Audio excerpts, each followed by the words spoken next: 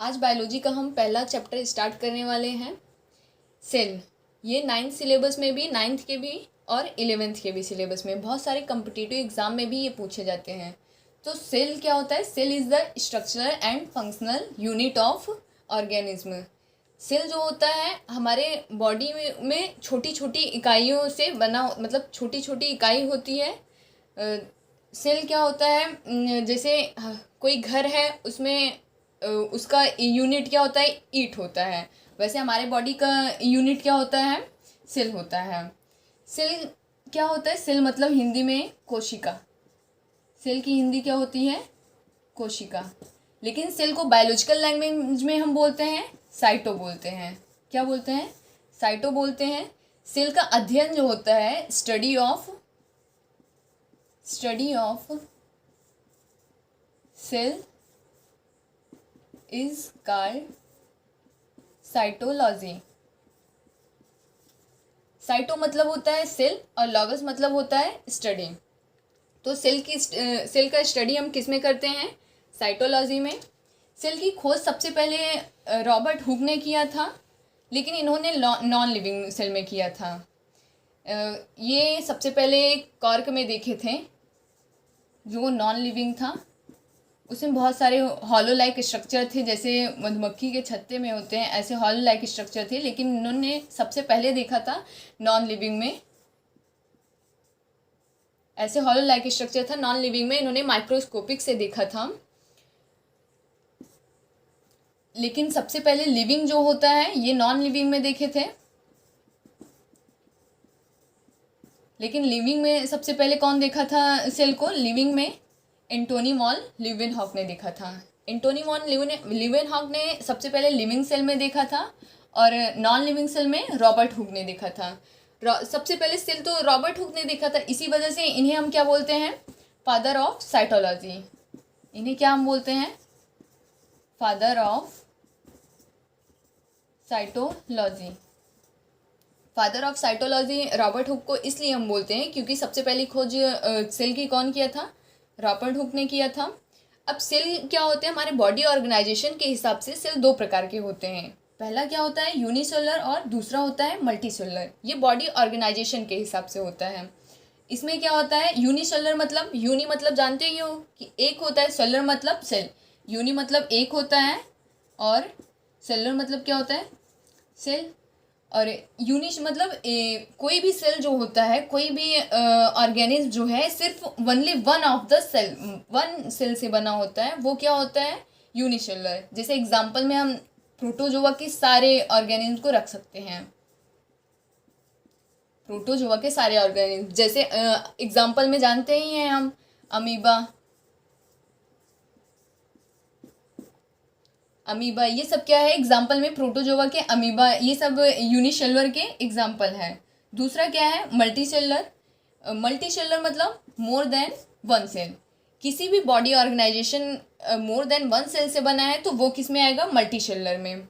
जैसे एग्जाम्पल में हम ह्यूमन भी इसमें ले सकते हैं, इसमें हम एग्जाम्पल ह्यूमन भी ले सकते हैं। तो ये सेल जैसे यूनिसेलुलर, मल्टीसेलुलर, ये बॉडी ऑर्गेनाइजेशन के हिसाब से इसका टाइप है। लेकिन अब कैरियोटिक मतलब अब हम न्यूक्लियस के हिसाब से डिवीज़न देखते हैं। सबसे पहले बॉडी ऑर्गेनाइजेशन के हिसाब से हमने देखा।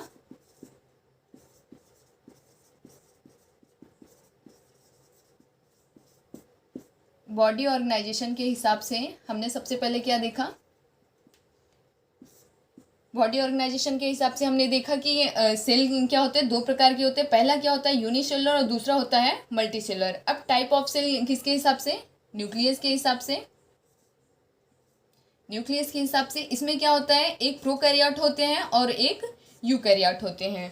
प्रो मतलब होता है जिसमें फाल्स न्यूक्लियस प्रेजेंट हो, ओ या मतलब या प्रिमिटिव, जिसमें न्यूक्लियस जो होता है उसमें अच्छे से डेवलप ना हो, वो क्या होता है? प्रोकैरियोटिक। प्रोकैरियोटिक में भी जैसे यूनिसेलुलर के सारे एग्जाम्पल किस में होंगे?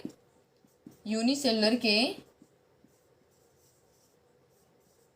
सारे एग्जाम्पल किस में होंगे? प्रोकैरियोटिक, क्योंकि इसमें न्यूक्लियस क्या होता है? फुल्ली डेवलप नहीं होता। और यूकैरियोटिक में क्या होता है? न्यूक्लियस क्या होता है? वेल ऑर्गेनाइज्ड न्यूक्लियस प्रेजेंट होते हैं। यहाँ पे न्यूक्लियस क्या होता है, इसमें न्यूक्लियस में न्यूक्लियोलस अच्छे से प्रेजेंट होता है। और इसमें क्या होगा, एग्जाम्पल में हायर एनिमल को हम ले सकते हैं, वर्टिब्रेट वगैरह को।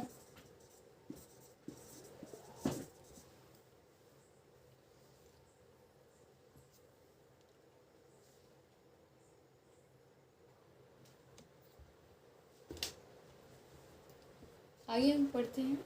सबसे पहले हम सेल पढ़ लिए अभी, और ऑर्गेनाइजेशन के हिसाब से और न्यूक्लियस के हिसाब से। तो एक होते हैं ऑर्गेनाइजेशन के हिसाब से यूनिसेलुलर और मल्टीसेलुलर, और न्यूक्लियस के हिसाब से प्रोकैरियोटिक और यूकैरियोटिक। तो सेल क्या होता है, किसका यूनिट होता है, यूनिट होता है बॉडी का ना, बॉडी का यूनिट होता है।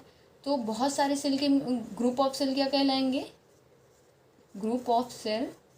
जब बहुत सारे सेल मिल जाएंगे तो क्या बनता है, टिश्यू। वैसे सेम फिर बहुत सारे ग्रुप ऑफ टिश्यू क्या बनाएंगे,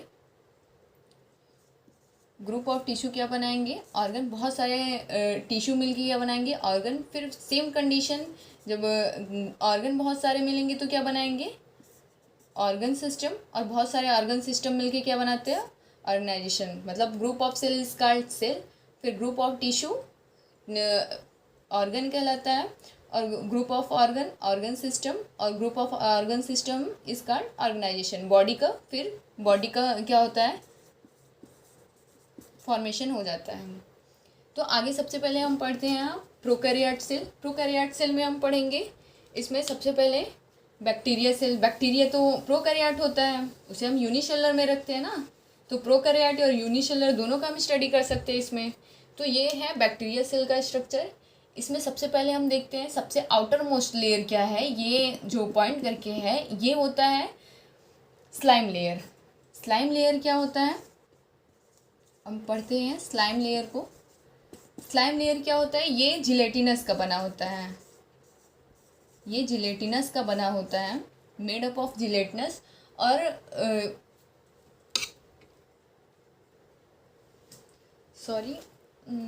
ये स्लाइम लेयर क्या होता है, जिलेटिनस होता है।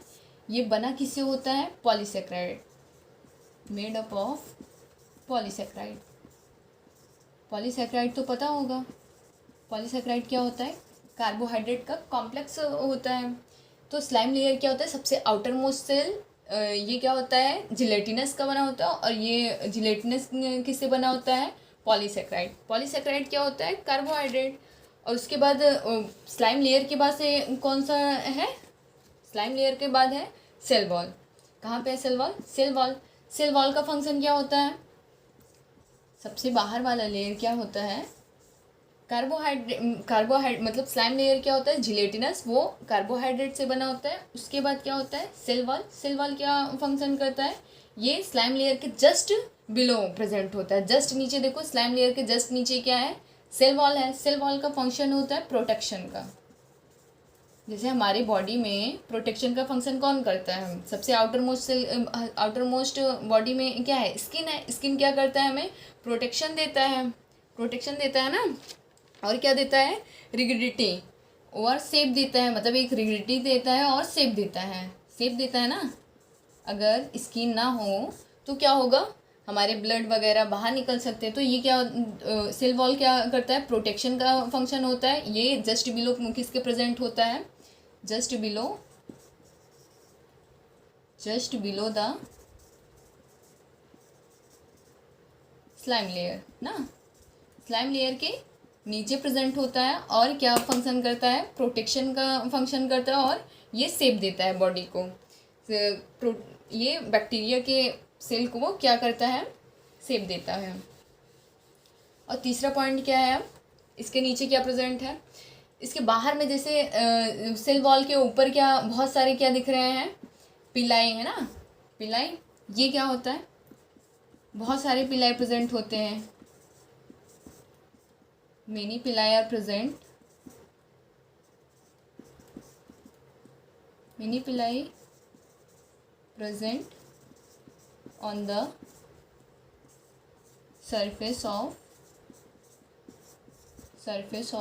cell wall। क्या होता है, बहुत सारे पिलाई प्रेजेंट है ना, ये सब क्या है, पिलाई ही है। ये जो थ्रेड लाइक स्ट्रक्चर होता है ये हेयर लाइक स्ट्रक्चर होते हैं। बहुत सारे हेयर लाइक स्ट्रक्चर कहाँ प्रेजेंट होते हैं, सेल वॉल के सरफेस पे। ये इसका फंक्शन होता है लोकोमोशन का। ये क्या करता है, इसका फंक्शन होता है लोकोमोशन, मतलब गति का फंक्शन करता है। ये चलने में सहायक होते हैं किसके, बैक्टीरिया सेल के। सबसे पहले बताया स्लाइम लेयर, उसके बाद सेल वॉल। सेल वॉल के ऊपर क्या प्रेजेंट होता है, पिलाई, और फिर उसके बाद यहाँ पे एक फ्लैजला प्रेजेंट होता है। फ्लैजला का भी फंक्शन क्या होता है, ये भी थ्रेड लाइक स्ट्रक्चर होता है। ये भी लोकोमोशन में हेल्प करता है। थ्रेड लाइक स्ट्रक्चर होते हैं, थ्रेड लाइक स्ट्रक्चर,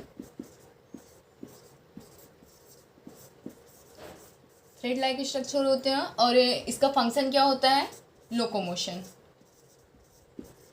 इसका भी फंक्शन क्या होता है, लोकोमोशन। उसके बाद अंदर का पार्ट देख रहे हैं हम। अंदर क्या है, ये सेल वॉल का अंदर वाला जो सेल मेम्ब्रेन होता है वो, यहाँ तक समझ में आया ना। सेल वॉल के अंदर का पार्ट जो है, ये सेल वॉल के अंदर का पार्ट जो होता है ये इनफोल्डेड स्ट्रक्चर हो जाता है। इसे क्या बोलते हैं हम, mesosome. Mesosome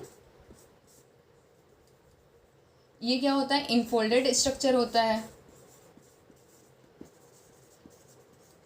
infolded structure of cell membrane,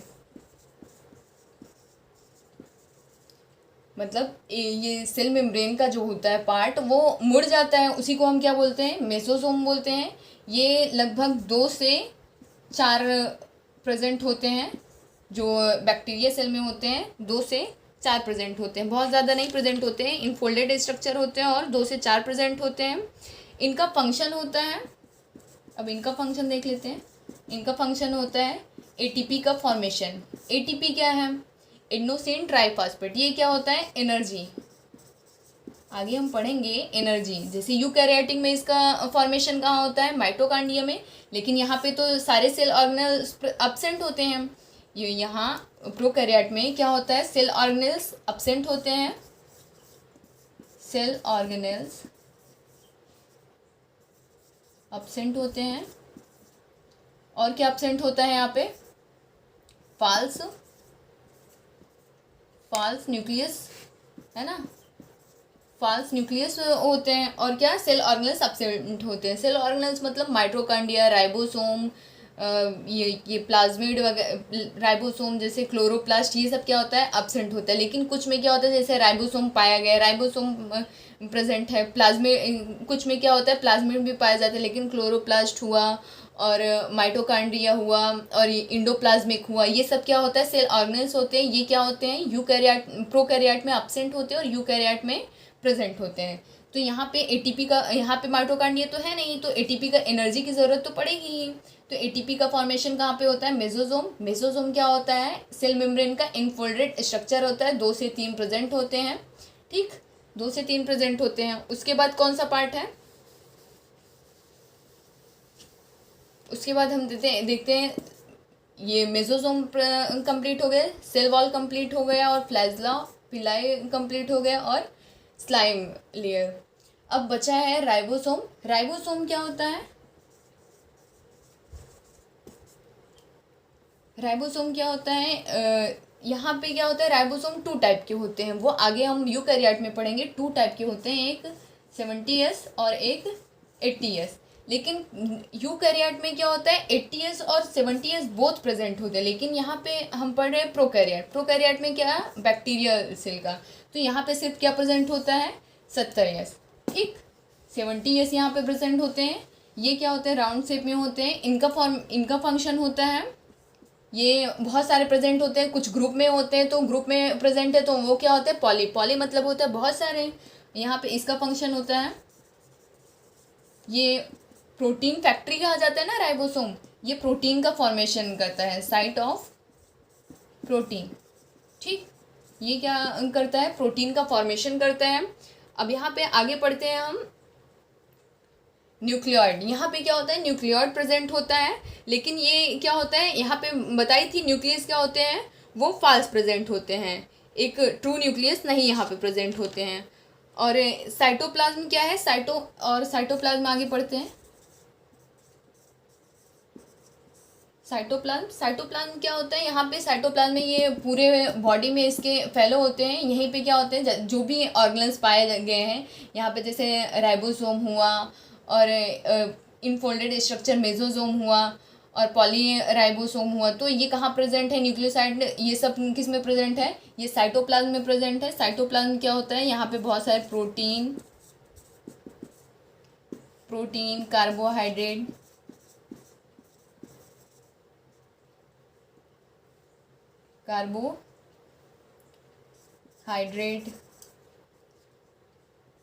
amino acid क्या होता है, प्रोटीन में ही टूटता है, प्रोटीन से टूट के क्या बनता है, अमीनो एसिड बनता है, फैट, ये सब क्या है, ये किस में प्रेजेंट होता है, साइटोप्लाज्म में।